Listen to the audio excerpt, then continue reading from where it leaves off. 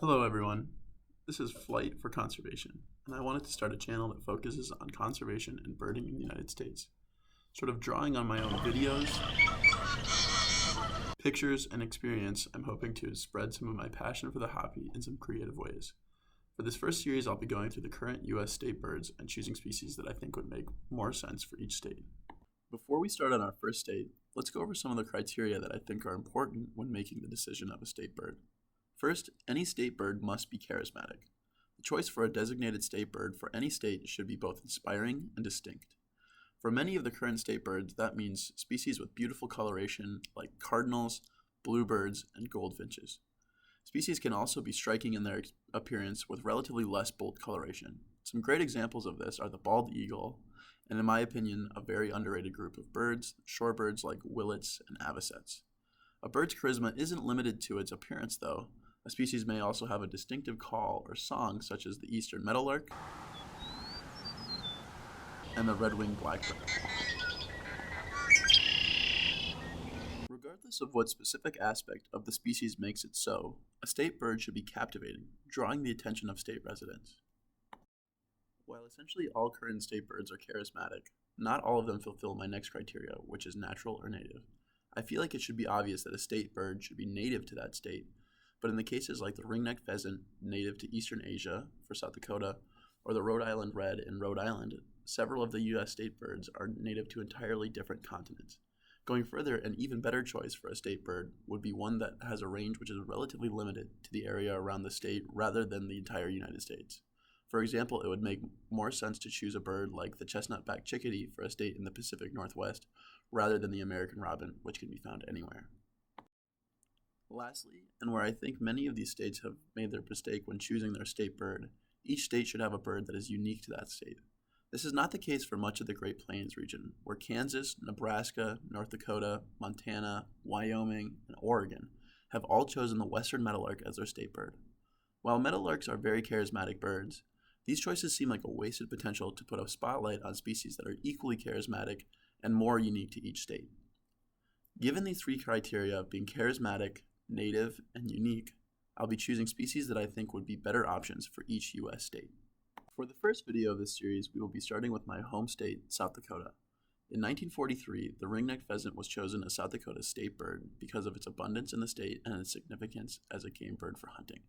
Male pheasants are ornately colored with a brightly colored red wattle, a distinct white ring around the neck, and striking chestnut-colored plumage on the body. Females are less striking with an almost spotted pattern on their pale background of feathers. Throughout the early spring, males, crows, and wingbeats are a staple of any experience walking through natural prairie. Overall, the ring-necked pheasant is a striking, charismatic bird that is also representative of South Dakota. So why isn't it a good choice as a state bird? Well, it's because, as we said before, the ring-necked pheasant is not native to South Dakota, or even the United States. On this map in the purple, you can see that the species hails from Eastern Asia and was only introduced in the pink area in North America in the late 1800s. While they are generally not considered invasive, deemed an exotic species, ring-necked pheasants can have negative impacts on native prairie and shorebird species through nest parasitism. Also known as brood parasitism, nest parasitism is a parasitic behavior where an individual of a separate species manipulates another species to raise their young. This has been linked to population declines in such species as prairie chickens and northern bobwhites. So, not only do ring-necked pheasants not fit our native criteria for a good state bird option, they have potentially negative consequences for truly native species. So what might be a better fit? Luckily, there is another beautiful grassland species that is native to the Great Plains in the United States that fits all of our criteria. Allow me to introduce you to the greater prairie chicken. The greater prairie chicken, Tympanicus cupido, is native to the grasslands and prairies of the northern Great Plains in the United States. They are important seed dispersers in native prairies as they primarily feed on grasses and grains. Most notably, while they are often a very low-profile species, during the breeding season they are known for their elaborate courtship displays. While I stayed at a distance to avoid disruption, here you can see some males performing their lek courtship dance. During mating season, males will congregate on leks at the tops of hills, inflating their neck sacs, puffing their feathers, and stomping to attract the attention of females. Some of these leks have even been in use for hundreds of years. While the greater prairie chickens are, in my mind, a very charismatic species, it seems as if they are often overlooked. Greater prairie chicken populations have dwindled, with populations now restricted to the dark green areas on this map.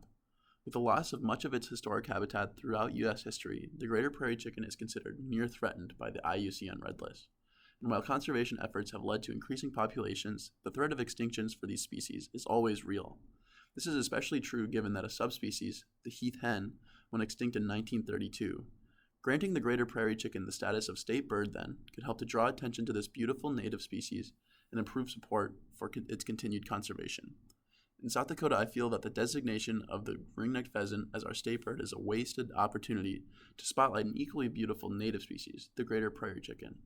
Conservation often means taking an active role in protecting these species, and changing the state bird would be a great first step for South Dakota. Some websites with more information on the greater prairie chicken and its conservation will be linked at the bottom. Thank you all for watching, and if you enjoyed this video, I'm hoping to post more state bird videos in the coming weeks. Happy birding!